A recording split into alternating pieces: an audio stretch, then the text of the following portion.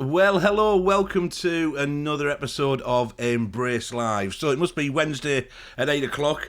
Great that you're tuning in. Welcome to those people who've already tuned in. It's great to have you. Let me just introduce myself. My name's Dave Dixon, and I have the privilege of being part of the leadership team over at Embrace Church in Darlington. And, great bunch of people doing amazing things.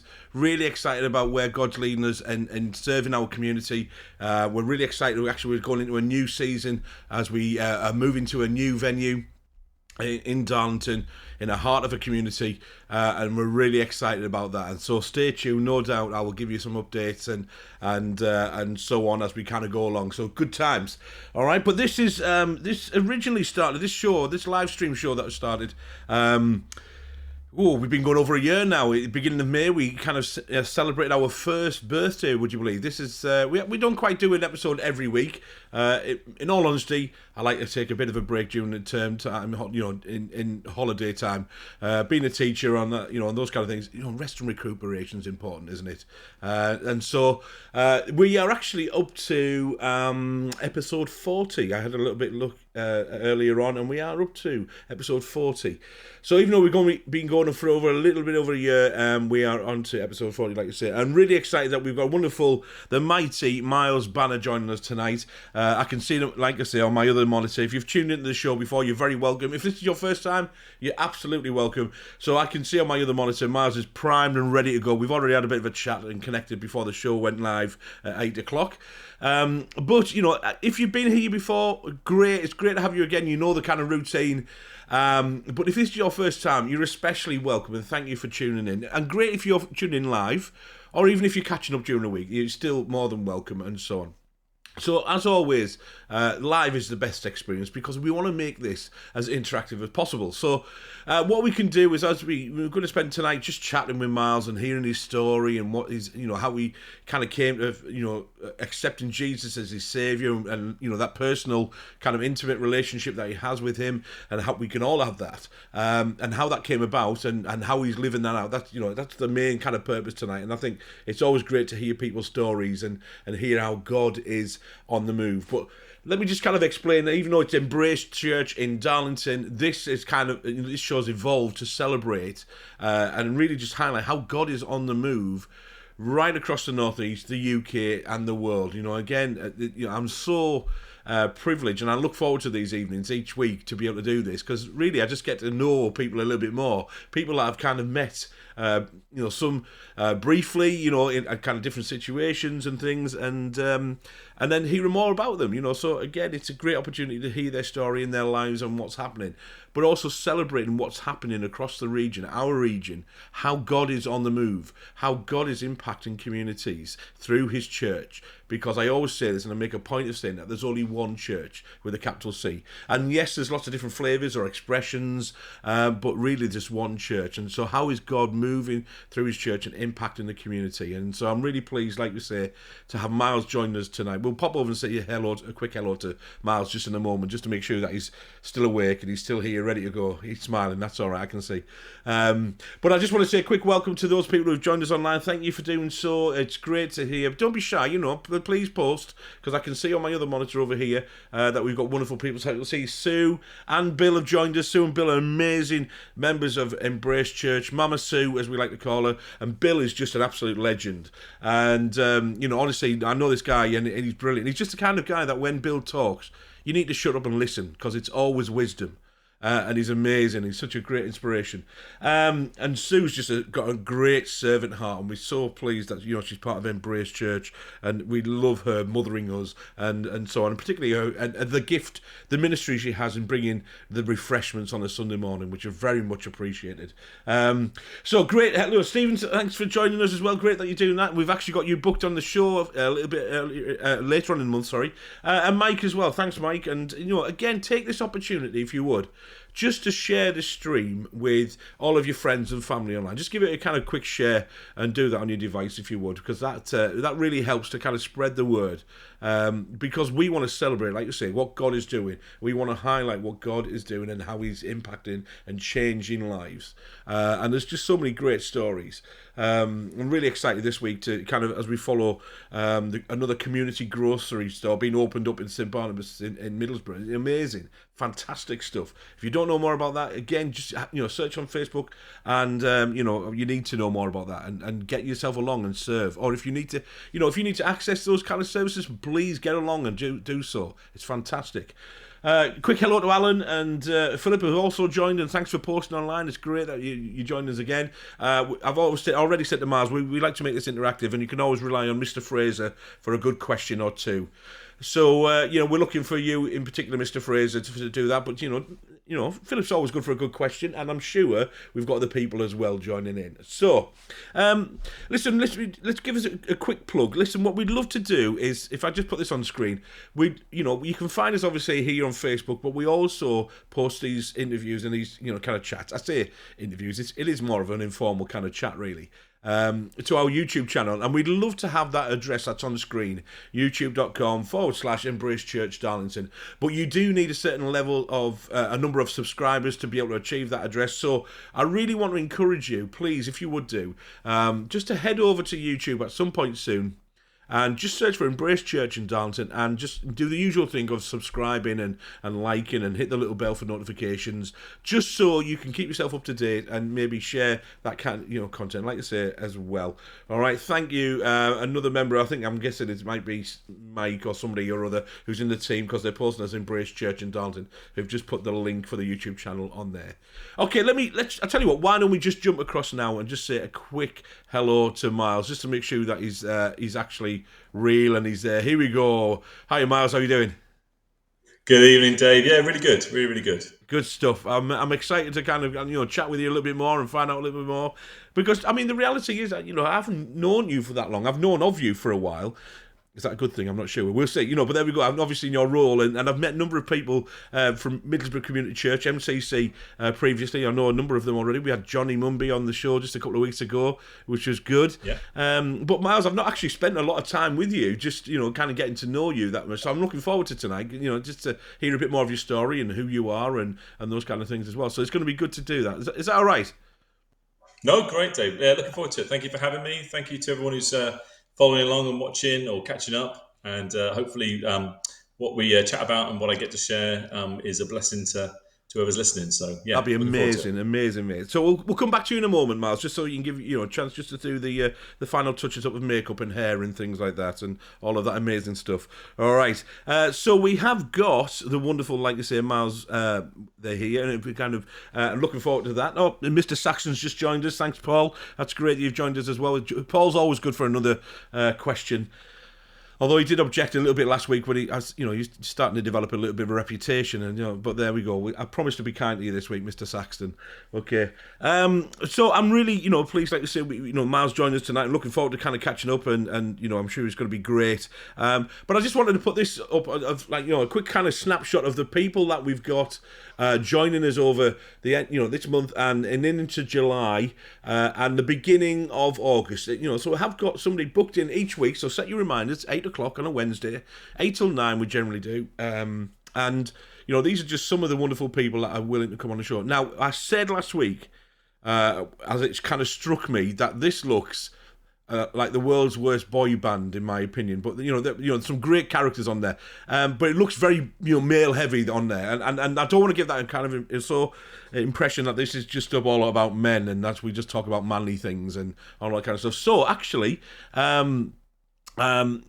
I've kind of made it my mission, and I've been busy over the last week, and so literally September, because I said, I posed the question, where are the women of God? There's many of them, and and we need to hear from them. So actually, in September, it's almost going to be the theme tune of Here Come the Girls. So literally, I've got booked up in September already, fantastic women of God who are just doing amazing things, serving our amazing Jesus in their communities, practically, and in different kind of ministries and way of doing that. So, that's going to be very, women of God kind of focused in September. And, then I want to obviously make it a little bit more balanced. But honestly, it's just the way it's kind of falling. Already I can see that we're, got some people commenting, which is good. Just Mr. Saxton, thank you very much, with a comment of looking lovely as always, Dave. Thank you. I've done my hair especially for this evening. Thank you. And definitely off to a nice start there. I appreciate that. We do like a nice bit of banter and so on. Mike Connolly, who's asking, who's the fella in the top left? Well, let me tell you, that's a guy called Des Minto. It sounds like a bit of a kind of cheap kind of mint or something like that. But Des Minto is an amazing fellow. Unfortunately, he's a Geordie, so we might need some kind of translation, some subtitles going on whilst we're kind of speaking. But Des is one of the members of the band Y Friday. So if you go back in the episodes we've had, Ken Riley, who's a really good friend of mine, known him for a long time, who was the kind of the front guy, and it was a great opportunity then to kind of connect with him, and he kind of serves as their worship director, rest pastor up in City Church in Newcastle. And then I just kind of thought, well, do you know what? We need to get these guys on if I can, like you say. So, Des has very kindly agreed to kind of come on and share his experiences of being involved in the band as it was. He's doing so much more as well now, so it's great. And so, we've got lots of kind of interesting people here. Already I can see, Stephen, thank you. Judy Parker from CAP would be a good one. Great. Love it. If you can think of people who you think would be great guests, then please do. Just get in touch, and I can, and reach out then, and I can kind of get them booked in. And we want to keep on going because, again, it seems that people are interested and keep going. All right. So let me just say that. So that's coming up. What I want to do is, because I've been talking a lot already, I want to do this quick leaders kind of intro video that we do, and then we're just going to head over and chat with Miles and see how he's doing, and then you see how it kind of goes. All right. So as always, though, and we're off to a great start. Please keep posting your comments and your questions, and we do want to make time to kind of respond to them. All right, here we go.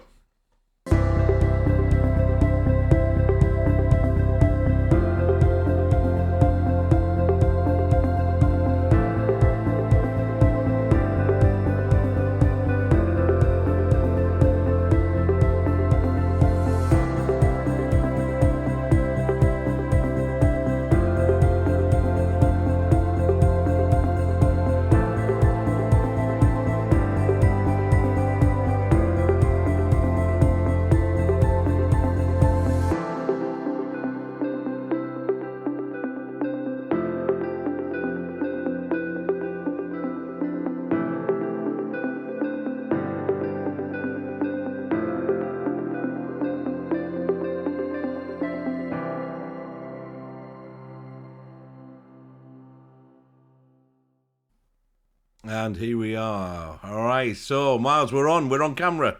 Let me just check the makeup and the hair and the stylist and all those kind of things. You're looking good, mate. You're looking very good. Are you well? Are you good? Age. Yeah, very well, Dave. Yeah, really, really good. Really good. Just back from a little holiday over the half-term break. Was in Wales with 30 of my family. So hectic, but good.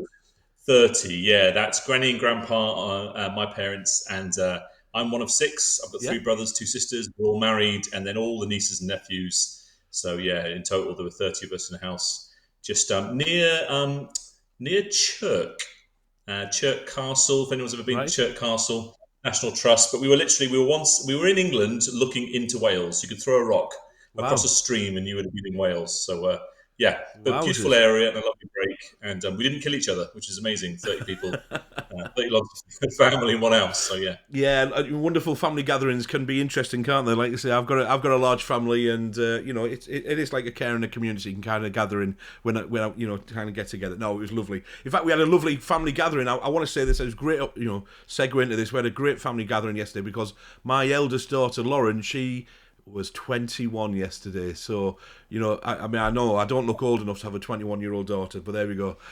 So congratulations, Lauren. It's great. I'm obviously really, really proud of you. And so I just wanted to kind of get that in there. So thanks for that opportunity. That was seamless. That was almost professional, wasn't it, Miles? Thank you. Seamless. It looked good, Dave. It looked good. Yeah. Appreciate that. Good stuff. So, Really, I mean, like you say, as I was kind of chatting to you earlier, it's very informal. We just wanted to kind of catch up really, and hear a bit of your story, and so I can see the comments coming on already from Mr. Saxon. So I'm getting distracted here already. But here, you told us a little bit, obviously, of quite a large family gathering and so on. So obviously, a number of generations and things. But it'd be great to kind of put yourself in a little bit more into context for those people who haven't really met you before. So, apart from large family gatherings, who are you? What do you do? What kind of, that kind of thing. Yeah, yeah. So I'm currently the senior leader of Middlesbrough Community Church. So we're Yeah, part of the Taking Ground family of churches, the same as Embrace Darlington. yeah, I came to Teesside as a university student in '96, doing a business studies degree that I flunked out of. So I've got a couple of years of drinking experience as a student, but not much off the back of that. yeah. But it brought me to Teesside, and it meant I met my wife, Caroline. We both met as part of the Christian Union. I ended up being the president, and she was the secretary of the Right. CU at Teesside for a bit. And that's how we came to meet each other. We church hopped around a little bit, like you do with students. I grew up in the Church of England, and my dad was the vicar. He was a Reverend John Banner of Christ Church, Tunbridge Wells, and I'd grown up in the church till I Yeah. was in my teens. And when I came up to Teesside, I just was looking for something that connected for me, and I wasn't too worried. Really, actually, I wasn't too worried about which branch of the church, as it were, which of the many brothers and sisters of the church there is. But Yeah. I was just looking for somewhere that felt like home, where people were loving each other. And I walked into St Aidan's, as it was called at the time. Yeah. We're in the St Aidan's building. It's actually a Church of England building that we're in, but we're an independent church family. And people just loved on me. They cared for me. They were interested in me. It was relatively lots of young people and young families. It felt homely. I could fall out of bed and get to church on time Winner. as a student because it was in the town centre, and I was living in Diggs in the town centre. And 26 years later, still here and now leading the church. Wow. So as Wow. you do, Yeah. yeah, wasn't expecting the classic thing. You come as a student and you think you do your 3 years and you'll leave, Yeah. and then God sucks you in, and still here. So you stayed for the Palmos, is what you're trying to tell us. That's what I'm saying. Yeah, it's Yeah. the Yeah. Parmos, definitely. Yeah, yeah, stay for the food. Yeah, So I think I was just going to say, yeah. I was enjoying the degree I was doing, but I'm not a natural academic. That's not my gifting. And I probably should have gone and done a trade at 17, like after GCSEs. But Yeah. I'd done just enough to get A levels, just enough to get into a degree. Was halfway through it and just thought it was a 4 year course, and I just thought I'm not enjoying this. But I knew God wasn't calling me to go back to the southeast. Caroline was from Northern Ireland, and we didn't want to particularly go there, and we just thought we'd stay where we were and make home. Yeah. Yeah. I managed to get a job in an office in Darlington on the Lingfield estate. That was the first place I started out, and and we stayed and made home, and we were involved in the church family. We got into helping out. We got into the youth work. We got involved with. I've done just about everything but lead worship. I think it's the only job I haven't Right. done at some point. Tea and coffee, cleaning, tidying, maintenance. Well, that's to be Just honest, loving on Miles. people. I was gonna ask you about that. Because we're maybe coming back to that a little bit in a moment. Because what's it? All right. I want to know what a day in the life is. So, senior leader of MCC, I want to know what a typical day kind of looks like, if there is such a thing as a typical day. So we'll come back to that, if that's all right. But I tell you, why don't we go back a little bit then? So obviously southeastern kind of boy, son of a vicar. Did you say? Yeah, yeah, Yeah, yeah. yeah, Your pastor's yeah, worst sort. Yeah, yeah. So, yeah, I, yeah. It's a funny thing when you grow up in a family of faith. You still have to find it for yourself. right. Like you can rely so much on your parents. You get to see a lot. You get to see a lot of things from the inside out. So obviously, I lived in the vicarage. Yeah, I was present when there were meetings going on. I've seen the tears and the heartache of church life. The pain and the things that happen because people are people and people make mistakes, and even some Christian people make mistakes. And that's right. Yeah, it can be hard in leadership in any organization, and it can be hard in leadership in church families because there are people and you love them and you hope for the best for them, and they can still choose to do things yeah, and go in their own directions. And so I'd seen lots of amazing things happen as well. I'd seen lots of answer to prayer, lots of miraculous things, seen people come to faith and just their lives completely change. From a real a real darkness in them to an amazing light in them. Just a Yeah. complete, like an overnight for some people. Just incredible to see what Jesus does when he gets hold of someone's heart, and someone accepts Christ.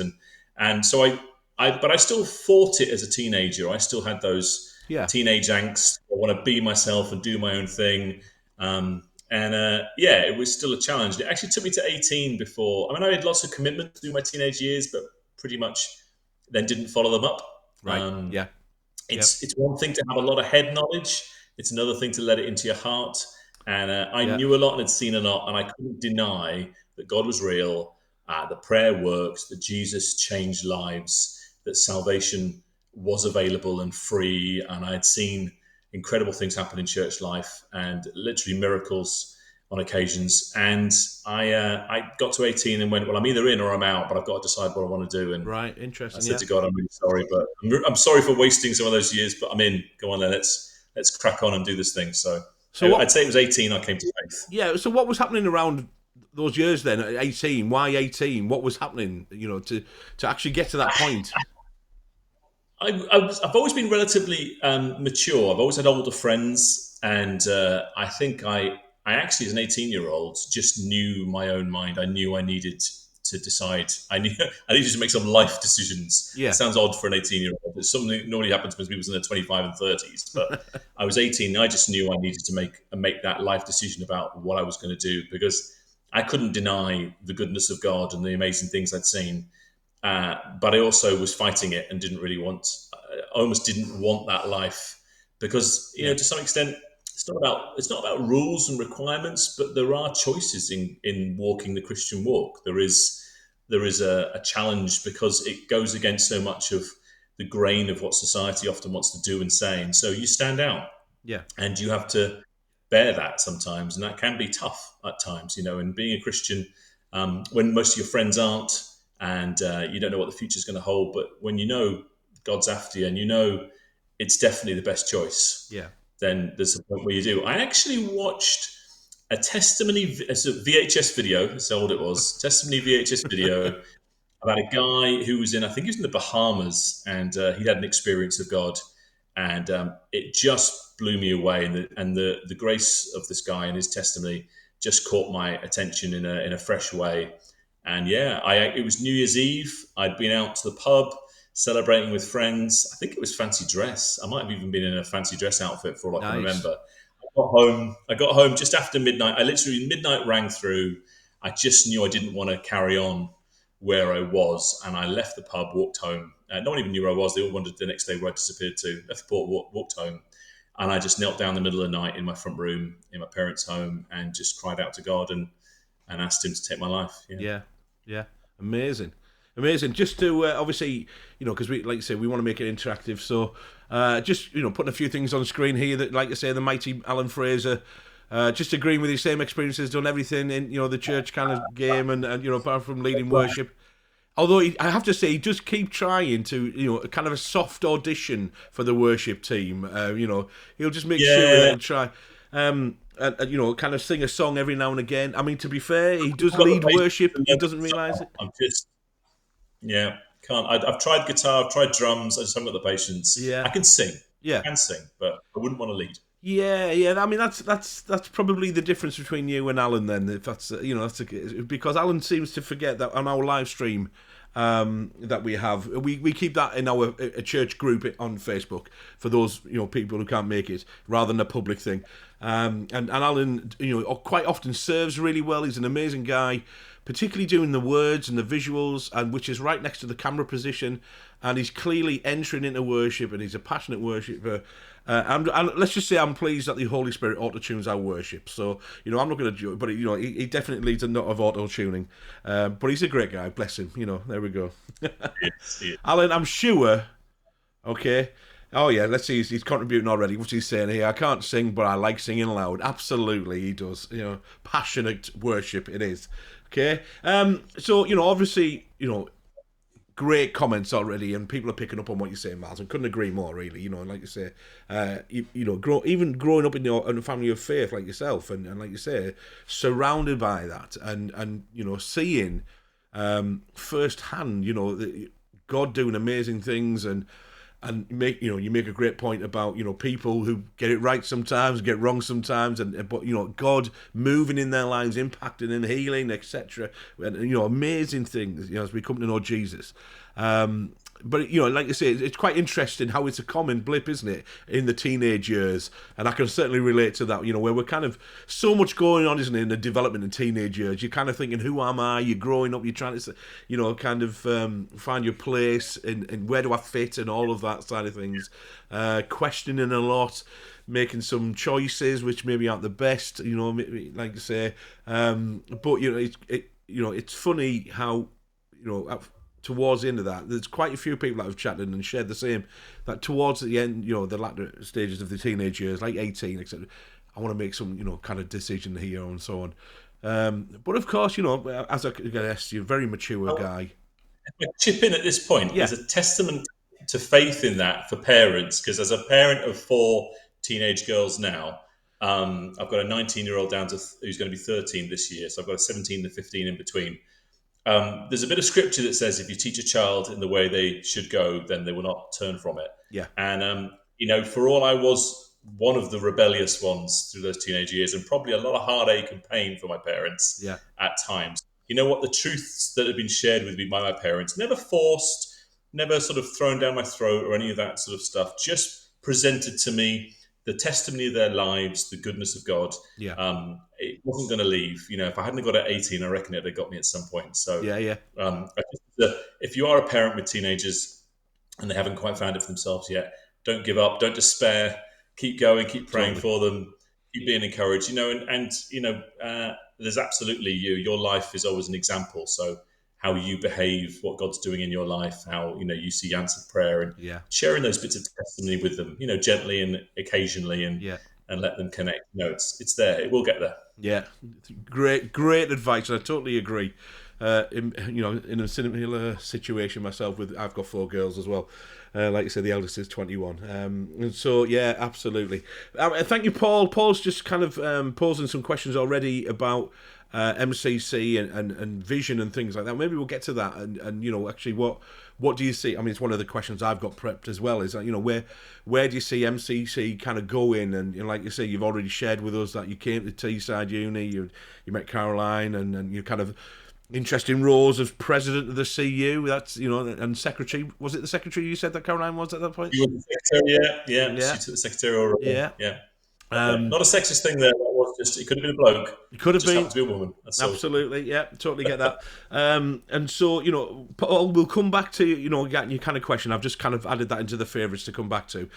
So keep them coming. Thanks for that so far, everybody, and please feel free to keep them coming. That's great. So, 18, made a decision, some life decisions because you were very mature. You said and need to do something that and that at that point.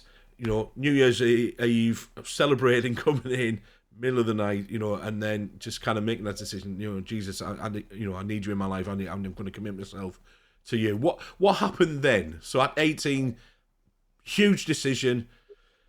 What was that like? What happened then? I didn't get a bells and whistles sort of experience. So Yeah, for some people, and I totally believe this, there's a moment you get swamped with a sense of peace yeah, and the presence of God. I think what I hadn't realized was that I'd been walking with the Lord anyway, and He knew He had me. yeah, It was almost him just going, finally, he's got there sort of thing. So yeah, I felt relief definitely, and that it was that I knew I'd made the right decision. But it was a slow burn for me, like it always has been. I think I definitely experienced the Holy Spirit. I mm, get a sense of His presence. I definitely get times when I hear God speaking to me, to my heart and into my head. yeah, But for me, it's I didn't get some folk get these incredible moments where they're blown away by the presence of God, and they talk about sensations over their body or incredible warmth in their heart or whatever that means. I certainly have times of that since, but in the moment, yeah, not so much. Which I just think again is just a bit of testimony to say, you know what, it's not about something necessarily miraculously yeah, happening, or it can happen, but actually just that you've made that decision. You have chosen to let Christ be the Lord of your heart and be the Lord of your life. And so I don't actually remember through. So 18 to 19, I was coming up to university. I took a year out and I worked at a nursing home as a care assistant. So Right. my plan was to travel, but didn't really get around to doing it. I mostly just enjoyed the year, learned to drive my mum's car, and had some fun, and just connected back in with church life in my parents' church better. Yeah. There wasn't much age group of my age group, so there wasn't a whole lot to connect with. I think really that it took me to coming away to uni at 19 and getting up to Teesside and then finding the Christian Union and finding Christians of my age, finding a whole bunch of 18, 19, 20-year-olds Yeah. who are walking in faith. They were a really big support just to keep me moving forward. It's definitely, there is absolute truth in our walk as Christians. And if you come to faith, connect with the church, whatever that church is, but connect with that church, connect with Yeah. the church family where people are looking out for your interests. They're looking out to support you and love on you, care for you, value you. And this thing called discipleship Yeah. to example to you and to encourage you on. I had some great people who challenged me to get up early in the morning and pray with them. Another guy, we used to go out and hang out and chat about scripture and bits of the Bible that we didn't get, things we didn't understand. Why does it say this? Or, what do you think about this? And so, had a little bit more wisdom than me, had been around it a little bit longer. And they were great brothers in faith in those few years, like at university, just to keep pushing me along. And until I stepped in the doors of St Aidan's, as it was, MCC, as we are now, and connected with the church family, and then got some genuine support. I had Hugh and Emma Alberti. Hugh Alberti, who's part of this church family, came alongside me, just said, "Do you want someone to chat to? Do you want to be able to talk some stuff out and connect?" And I'd come into the leadership of the Christian Union, and I was quite serious about my relationship with Caroline. I wanted to take that further, and just needed a brother, Yeah. an adopted brother in Christ, just a guy to chat me through some of those decisions, those life decisions, and the things that I was doing as a leader. Yeah. And that's just amazing. That's another blessing of church, is that we come in all shapes and sizes, and there's always somebody who's gone there before you, who's been Yeah. through it, who can support you, help you, and you'll have experiences you can give to somebody else, things that Yeah. you've done, they haven't gone through yet, whether that's marriage or whether that's parenting or whether that's changing job or being unemployed. And I think I've just about done everything. I've been unemployed. I have been single and been in a relationship and now married and with children. So I've been self-employed. I've worked for large companies. I've worked for small companies. I've worked in factories. I've worked in retail. I've been an engineer. I was an electrician. So it's fun to see what happens and where God takes you on the journey. So Yeah, a bit of life once you go, experience there, Miles. Bit of, like you say. yeah, Yeah. knocking around a bit now. I'm 45 this year. Oh. So Oh, just a wee slip of a lad. There we go. There we go. Amazing. So, okay, so big question. Why did you come to Teesside? What out of all the universities, why Teesside? So this is the God thing, okay? Because I now know the history, and now I sit here as a senior leader of a church family that I didn't know Yeah. existed back in 1996 or whenever it was. I applied on my UCAS form for a bunch of places, and Teesside happened to be the second one. Teesside University, Middlesbrough, Yeah. and the first one was Cardiff Institute, and I'd put Cardiff down because my best friend, who was my best man at my wedding, and the guy I was my friend growing up, and a fellow Christian, a brother in Christ, he'd gone to Wales. I think he was in Bristol, just round the corner. And the closest place that did the course I wanted to do was Cardiff. And I thought, right, well, I'll go to Cardiff and we can still hang out and catch up with each other. Yeah. And Cardiff said no, and Teesside said yes. And I had no idea where Teesside was. I had to get a map out. I was from Kent. I was from the southeast of England. I literally got a map out. I had to find it. I didn't know where Teesside or Middlesbrough was. I'd never been. Had no reason to be up this way. And at the time, my brother was actually living in Alnwick in Northumberland. Yeah. And so it was a bit one of these weird things to go, oh, I'm going right up the same direction as Russell, who's up, further up in Northumberland.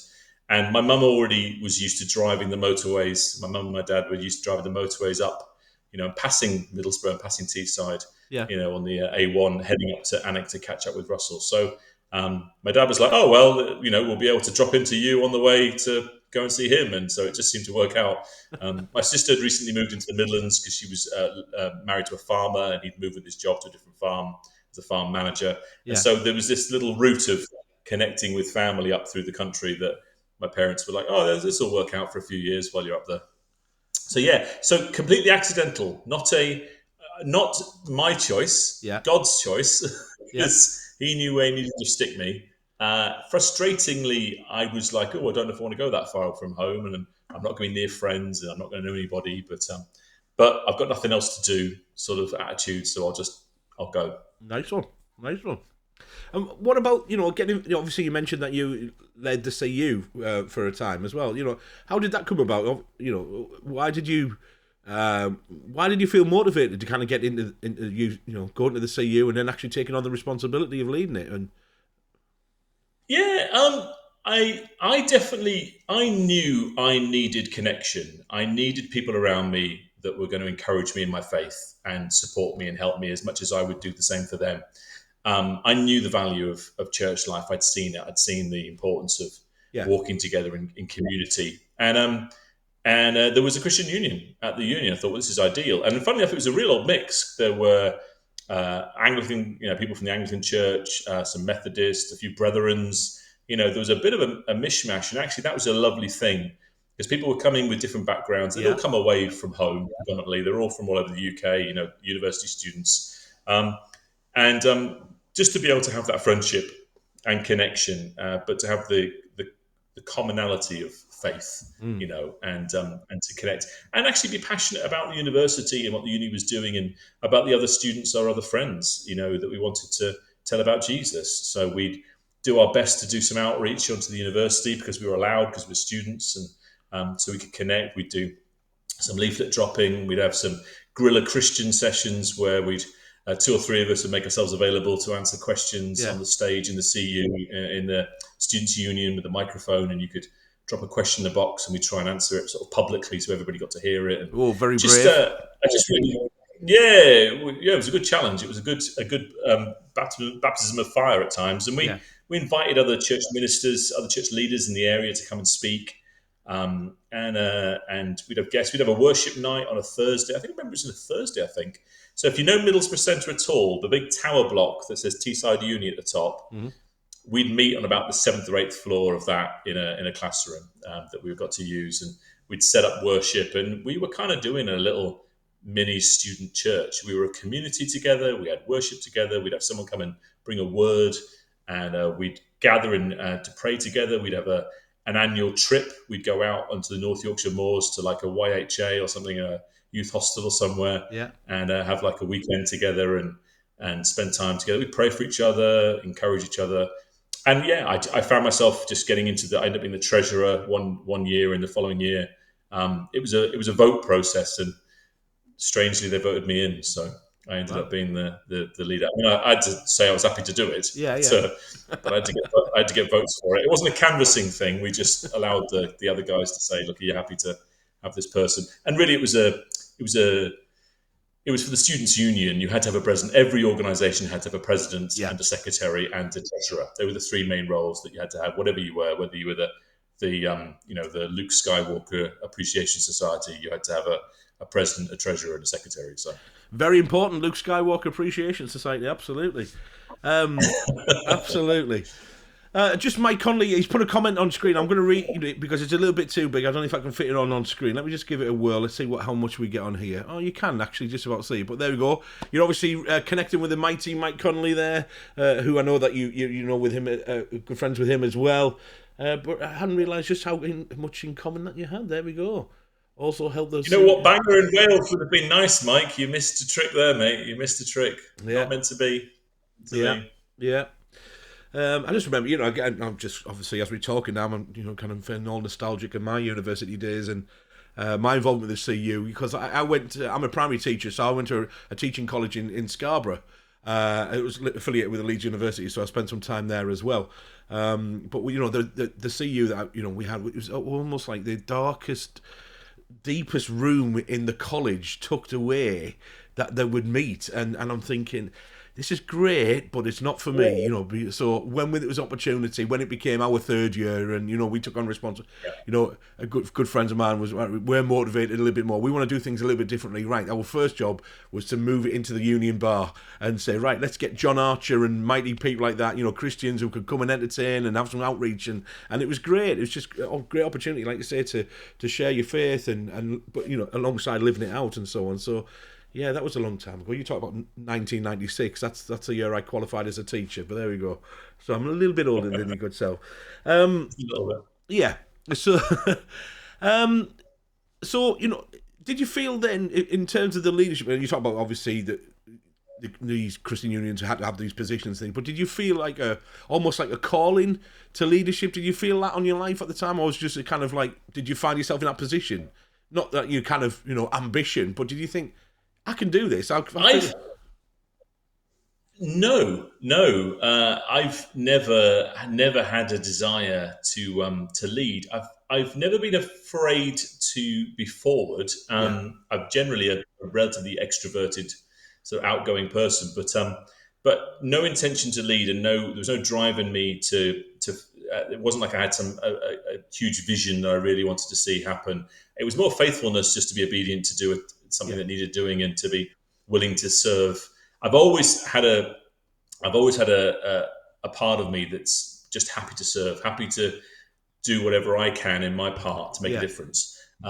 And that's probably why, when I was saying before about I've probably done absolutely every job in church except lead worship, is because if there was a hole that needed filling and I felt I could fill it, I'd stick my hand up and say I'll have a go. You know, yeah, if you'll bear with me, I'll lead the 12-year-old life group. You know, and a bunch of teenagers, and you know, in my front room, and or I'll do maintenance around the building, or I'll do car washing as we chat to people about Jesus. You know, yeah, it was whatever was going. If I could help in some way, I was just that person that was happy to do it. And I think there's something in that, something in the nature of God in us that, you know, that I think I clicked with quite early, with being willing just to serve and just to care for whatever others, you know, yeah, needed doing, and I'm happy to fulfill somebody else's vision, never needing to drive my own train, as it were. But like, if somebody had a great thing they were doing, I'd jump in the carriage and go with yeah, it. You know, it's not a problem at all. So yeah, really, the CU thing, I think God was prepping me yeah, more than I realised at the time, because I didn't realise it would happen again. I just thought I was being helpful and being faithful. So yeah, yeah. Absolutely. You know, there's a lot to be said for that, isn't there? And you know, like you say, it's funny how.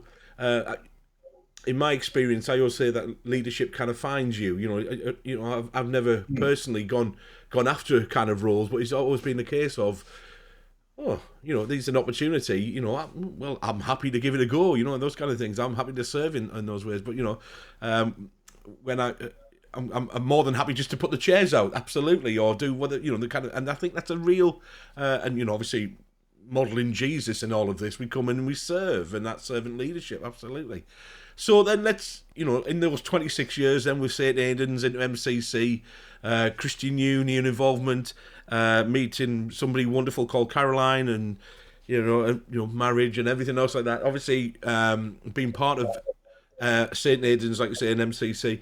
How did that journey get? How did you get to the, you know, because now you said you're senior leader of MCC. How did that kind of happen in the midst of all of your servanthood and all of, I'll give that a go. I'll do the life group for the 11, 12-year-olds or whatever. I'll put the chairs out. I'll do the maintenance. How did you find yourself in that position then, as you are now, of senior leader? probably the same way I ended up at Teesside Uni. God knew what He was doing, because it wasn't on my agenda. So I faithfully part of the church family for 20 odd years. You know, the guys, the core team of elders at the time, were brave to say, did I want to join them and be part of the leadership team as an elder at MCC? And I turned them down once, some years before, and said no. I was running my own business. I had a lot going on, and I think I wasn't I wasn't I wasn't brave enough in my own sense of my own ability and my own, Right. who am I, sort of thing. Like, who am I to be a senior leader and to have people, look to me for for that leadership. And so I turned them down a few years before, and then was asked again, and thought, no, more of a conviction in my heart to be obedient to what God was calling me to. And so I stepped into eldership. That was amazing. And then there was a bit of a tough season for MCC where we started with a church plant that was into Acklam. We were just off Trimden Avenue using the community centre that was up there. And Caroline and I were willing to move home at the time. We wanted to move home anyway, but we were looking to be part of something fresh that the church was doing. There was a real vision to church plant out.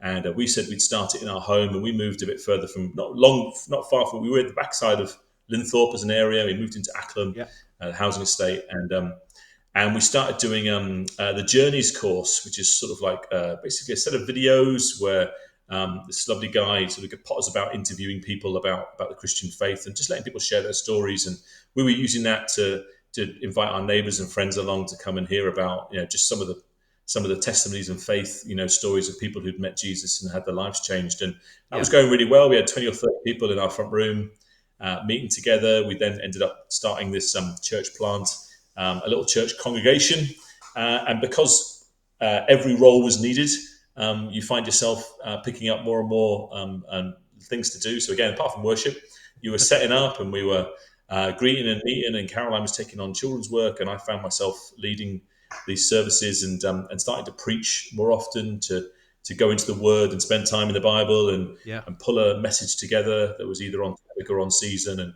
and listen to what the Holy Spirit wanted to say, and then share it with folk on a Sunday morning. And it was a great learning curve experience. Kind of at the same time, there was a bit of hoo-ha in MCC Central, and a few folks felt it was time to move on. And ultimately, we sort of went round in a big circle and came back to the Central Church. But God had cared for us in that season. He'd given us a lot of grace to learn. And Caroline and myself had really come on in our abilities as Christians, but also as church leaders, and and a lot of skills and things have been picked up. And some fantastic people joined the church during that season as well. Some folks who lived around that area came and connected with us. I can think of Mike McCann and some others. And it was just really lovely. God definitely used that season, but I think He also was prepping us again for what was next. And then the lovely Terry and Anne were leading the church, and they stepped aside after a tough season and joined TVC, and that was God was just really good in that season. Lots going on, but just an amazing story in that. And Steve McFarland, for anyone who recognises that name, stepped in as our senior leader with his wife Julie.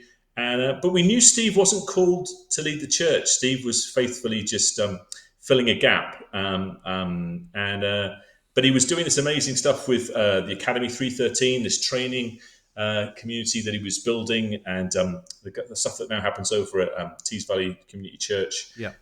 So there's 313 training, and they were doing amazing stuff from sort of level 1 and 2 courses, getting people their CV development and just job training, to right up to level 7 sort of postgraduate, like leadership and management courses that Steve was developing. And we were paying him to part work for the church and part lead that work that he was doing. And we just needed to release him to that. So we did, but it meant we had no leader. Craig and Karina, who are a lovely couple, part of our church, they felt God called them to New Zealand. So they disappeared. That was awesome. It was definitely God. And they headed off overseas. And it left the 4 of us guys. And we said, well, instantly, the first thing we can do is bring our wives into the room, so there's just better voices. We can double the team size by working as husbands and wives to lead the church, to get those voices into the room. We felt that was the right thing to do, and that's worked really, really well. And the next thing we did was we sort of went, well, who wants to be the senior leader? And we all looked at each other, and no one wanted the job. There was probably about a 8-month period where no one stepped in, but I kind of knew God was asking me to do it, and it took, I think, about 5 or 6 what we call prophetic words. So if you're not aware what a prophetic word is, this is someone sensing God has spoken and being brave enough to share it with you. And I got 4 or 5 of those over a 6-month period from people who didn't know I was praying about it, who didn't know what the situation was, who were completely independent, some of them from other church families, Yeah. some of them were people I bumped into on courses and stuff, who just saddled up alongside me and said, I really feel God's saying this to you. I think maybe you should be the next leader of your church. And I was like, oh, okay. And I wrote it down. And the most amazing one was 3 years before, a lovely guy called Neville Wright, who Yeah. leads our prophetic. He's part of the apostolic team at Taking Ground churches that we're part of. But Neville's a lovely prophetic guy, really lovely guy. Yes. He Yeah. saddled up to me in a meeting. I can't even remember what the meeting was. Walked up to me and just said to me, "You're a king anointed. All of heaven is with you." Meant nothing to me. Meant nothing to me. And this was 3 or 4 years ago. I had an old Nokia phone at the time. This is probably even longer, certainly longer than 3 or 4 years ago. This was 3 or 4 years before I stepped into leadership. So this is more like 7 or 8 years ago. An old Nokia phone that you could put a sort of like a post-it note onto the screen of, and I wrote this word on there that had come from Neville. You're a king anointed. All of heaven's with you. And I went, right, well, I'll just save that because that means nothing to me right now in the context of I was just in this meeting with some people. We were hanging out. I went swimming. The wife called. I answered. I then put my phone into my swimming trunks pocket, not back into my locker. Got in the pool. Went for a swim at the Colby pool. Got out. Realised I'd lost my phone. Got home. Rang the swing baths. They said they'd fished it out the deep end. I went back to get it. It was dead. I put it in a drawer. About a year later, I wrapped it as a present one Christmas to use in a demonstration with the children at church. I was doing a funny story and I wanted to have some funny gifts, some smelly socks, some things Yeah. for them to unwrap. And one of them was the phone. One of the kids got hold of the phone afterwards. It disappeared. It didn't matter. It was an old broken phone. Didn't need it back. It ended up in one of the children's store cupboards at church. Another year passed and one of the children's workers found this phone and went, well, what's this doing here? Plugged it in. It came on. There was a picture of my family on the front. She went, oh, that's Miles's phone. I'll give it back to him. She hands it back to me in the season that I'm asking God, should I, shouldn't I lead the church? And I scroll a couple of screens over, and there's this word from Neville that Wow. was now 3.5, 4 years before I needed it. That now, and I'd completely forgotten the word Yeah. that said, "You're a king anointed, all of heaven's with you." That's And I was like, amazing. "Oh, that'll do." Yeah. It's absolutely amazing. It's God for you and His timing for Yeah. things. Because Yeah. I called Neville and told Neville that story, and he said to me, "Well, that's the challenge of when God shares the future with you. Sometimes you don't know to give it in the moment or to Yeah. wait till a later date." But he said, "I felt like it was the right time to give it to you." I said, "Well, God knew I needed to put it away and get it back." So, Yeah. yeah, amazing. That's incredible. It's incredible. So I want to go back to that question that Paul posed earlier on, and just really asking about MCC. And you can see that it's on screen. Yeah. What's the vision for MCC? How will it continue? And I like that phrase, continue to impact the people of Middlesbrough, because I know there's lots of great things happening through MCC, and you're doing just that in the community in Middlesbrough. But how is it going to continue to do that? We've been a church that's always done a lot of outreach. Being TS1 for the building, although a lot of the church family do sort of travel in, but we've got a number of church family members that are local, live in the area. We often pick up students because of our location as well. Yeah. But what we recognised as a team this sort of season was we really wanted to be obedient to what God was asking us to do, as opposed to doing, because there's so many things we could do. Yeah. There's an amazing community on our doorstep with lots of diversity and lots of challenges, alcohol, drug addicts, lots of refugees and folks who have come from really challenging backgrounds and need lots of support. And absolutely, we can support and work with those guys. Then we're right on top of the university and the students and international students from all over the world are coming. The opportunity to support them, to build relationships with them, to work with those guys. And then we're in sort of just behind the central high street. There's the business district. There's the businesses and the things that are going on in TS1. And so it was kind of like, well, we could try and do a bit of everything and maybe end up doing it a bit badly, or we could try and do one thing well, maybe. Yeah. But look, we need to really hear from God. What is it that we're called in this season to do? And something we've generally been quite good at, but I think we could improve on, was when God says something to us as a leadership team that we connect with it and we actually do something with it. And we unpacked one of my team had a dream one night, and we unpacked it together, and we felt it was God had given them the dream, and we pulled out 5 key themes for us that we felt were for this season. Yeah. And that was that God was calling us to worship, and worship now we worship every Sunday, don't get me wrong, but worship at a new level and a new depth to really connect with, that worship has power. It matters when we raise and praise God's name, and we do that every Sunday here. But really, that can have an impact into the supernatural world that we're part of. That we were to intercede, and that's sort of like warfare prayer. That's where you pray and you pray, like you pray and you stay in prayer and you fight for something for the community and fight for to see a difference happen. That we would see salvations, actually, that God was saying there would be a season where people would be coming to faith, that it would, and not necessarily through the obvious activities, but actually people would just be drawn to the presence of God. Like if we, as a church family, host God well, and He's present, He's attractive. God is amazing. He is properly attractive. God is love, the Bible says. Who isn't looking for love? And so God's attractive. We host Him well. We host Him well in our services, but we host Him well in our lives, in our communities, with our neighbours. We would see people come and connect and be looking for God. In the season that we would connect together as a church family, so that we weren't groups within groups, but really we were a united community, that we'd have really good connection between us, which is one of the things we've been working on recently, and that we'd reconnect with that, knowing that our God is a father, and that He's a father with a father's heart. And there's something in that. There are so many broken homes where it's the dads that are missing, and I think there's something in society that has sort of destroyed the fatherness. This is not to say that mums aren't good and mothering isn't great, but there's definitely something that's attacked. Our society has attacked and destroyed the sort of father figure. God is an amazing father, and a definite calling to. So now what we're trying to do is take those themes and apply them into our activities and what we're doing. So we have a food bank that we're running. We have a Friday night meal. We're connecting with Middlesbrough Connect and the guys that run Middlesbrough Connect, and we're really looking to work towards having them come over and be in our building.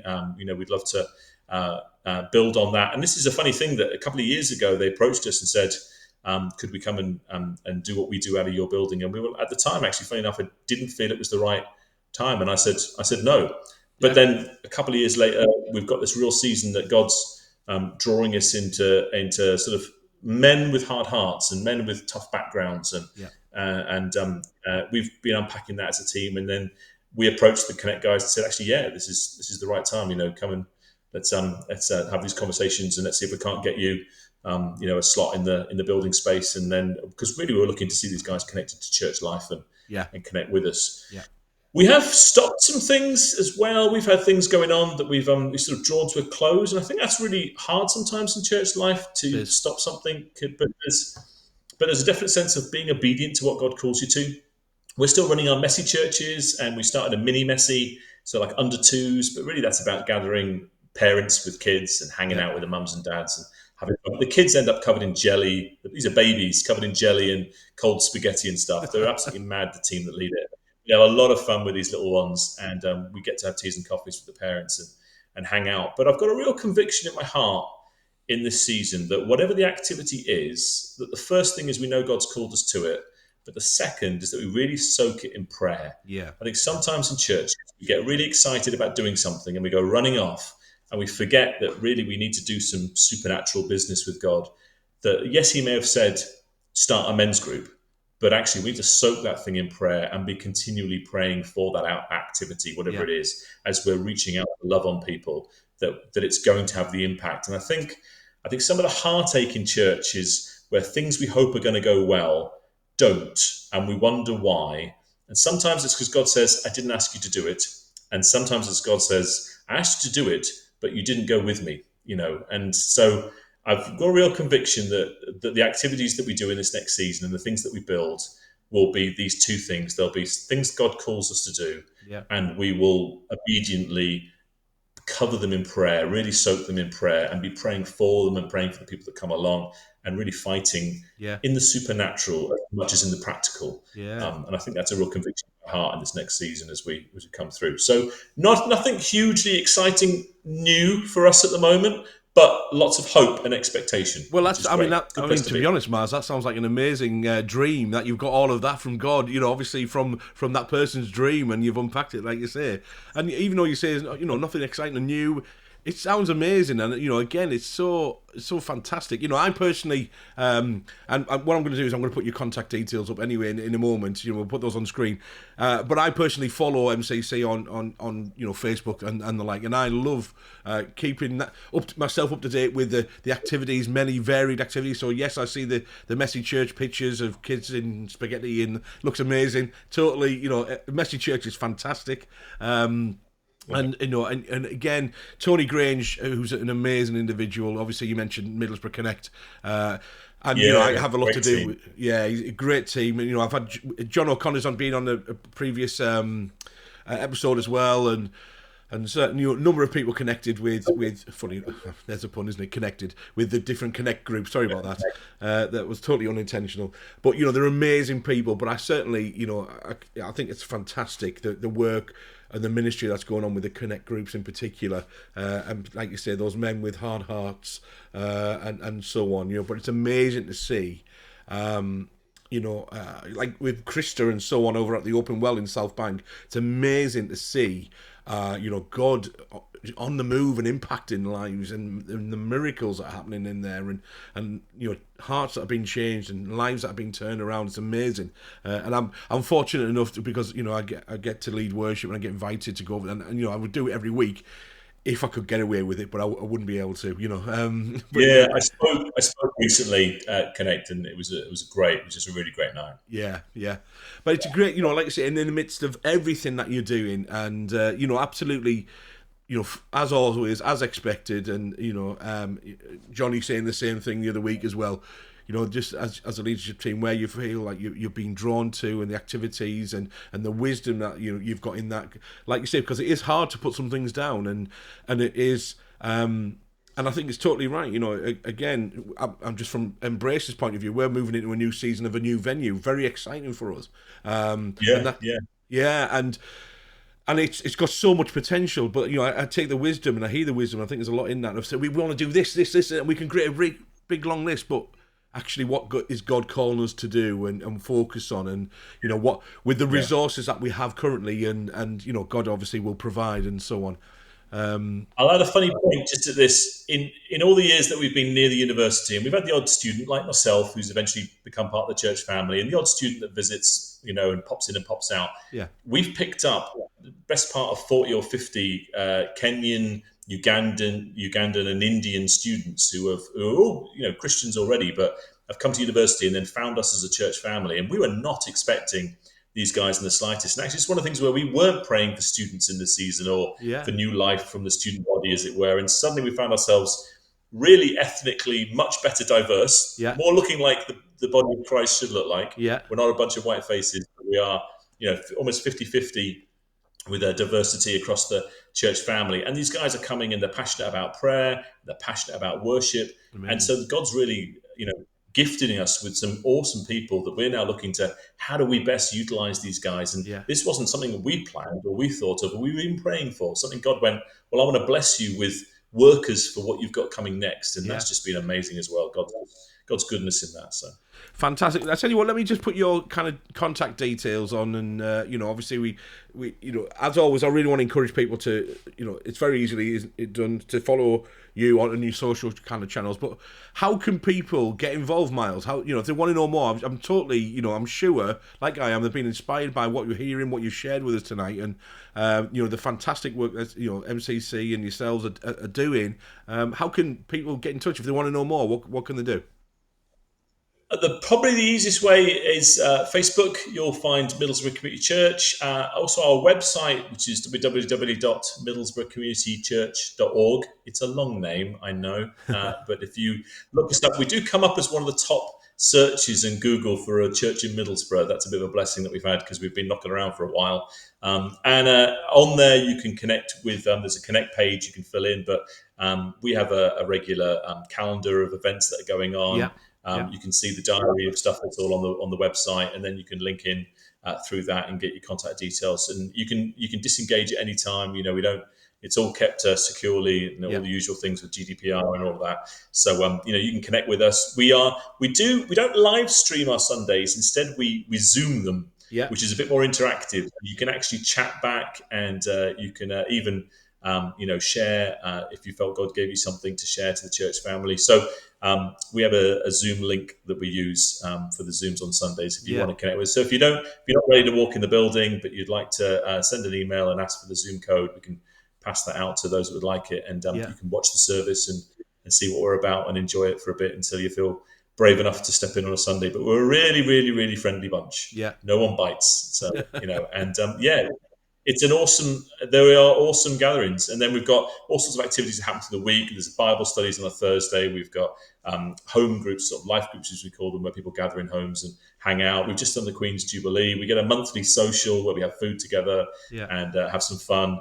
And children of all ages. We've got activities for kids from zeros right up to 18 in the church on Sundays. So there's always something to connect with and be part of. So families are welcome, and there's no problems there. Yeah. I mean, so I'm just conscious of the time, Miles. We're out of time really. It's 5 after 9. Talk, babe. We can talk. Yeah, and like I said to you before we kind of came on air, that time speeds up when we do these kind of sessions that hour. And we haven't even talked about School of Theology, which we said we were going to mention, but. And that question. No, we've both been on it. It's awesome. Yeah. It's properly awesome. You can get on the School of Applied Theology. Yeah. It's as cheap as chips, and it's worth it for the food. Absolutely. But the teaching is amazing. Yeah, absolutely. Couldn't agree more. Too right. And I said we were going to talk about the day in the life of yourself at MCC, but you've done that. Obviously such a rich amount of activity and blessing going on, and ministries in lots of different ways. So. It's certainly, you can understand, it keeps you and the team and the many people that are, a part of the MCC kind of family, really amazing, really busy and really amazing, kind of serving God in the community. So, and just how much God is moving through that. So it's amazing. And again, I want to encourage everybody, follow, get in touch. With Miles and MCC team, and like you say, you can, they are. I just want to say my own kind of point of view. They are really friendly people. That, like you said, just to kind of reassure you, they don't bite. Get yourself along. I would love to come along personally, but again, I'm hoping to do that. That's the thing, isn't it? When you're so involved in your own church, you're part of Embrace Darlington, and you've got a free Sunday, and you're in the town. Come and visit. Oh, I'd love to. We'd love to see you. Yeah, I'd love to. The friendship's up. Yeah, great stuff. So, Miles, I'm just thank you ever so much for giving up your night, and it's great to connect with you and find out a little bit more. And I'm glad that you stayed in Teesside, if nothing for the Palmos. Absolutely, bless you. So, if you want, I'm just going to kind of wrap things up. So, if you want to just kind of stay online, and we'll just kind of chat to you when we kind of finish the show. But again, thank you ever so much, mate. It's been great. I really enjoyed it. Have you enjoyed it? Brilliant. Yes, awesome. Yeah, good stuff. Really good, Dave. Thank you. Good stuff. Bless you. All right, thanks, mate. Hold on a second. All right. So, thank you very much. Just to kind of say, that my name's Dave Dixon. I've been part of Embrace Church for a long time, and like I say, Embrace Live is something that we want to do each week. We like to say, we kind of do multiple episodes. Set your reminders, 8:00 on a Wednesday. We've got people booked in all the way up until the kind of beginning of August. Then it's kind of holiday season, and then we're back again in September. When I'm really looking forward to hearing more guests and certainly the amazing women of God that we've got lined up as part of that as well. So again, really excited. Just one more kind of plug, if you would do, just to kind of head over after this to YouTube and just search for Embrace Church in Darlington and just do the like and subscribe on our channel. It'll be really helpful. If you want to find out more about Embrace Church, then you can go over to our website, which is a much shorter name than Middlesbrough Community Church, MCC, longest web address in the world, .org.uk. No. The easiest thing to do, like I say, and you can follow us on Facebook and the things like that, and so on. Listen, just another plug for the School of Applied Theology as part of the Taking Ground kind of family of churches in the north. It really is, like Miles said, a fantastic.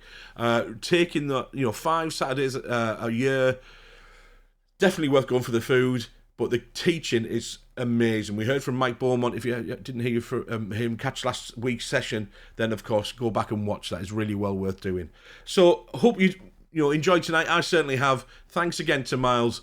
And see you next week. Take it easy. Thank you. Bye-bye.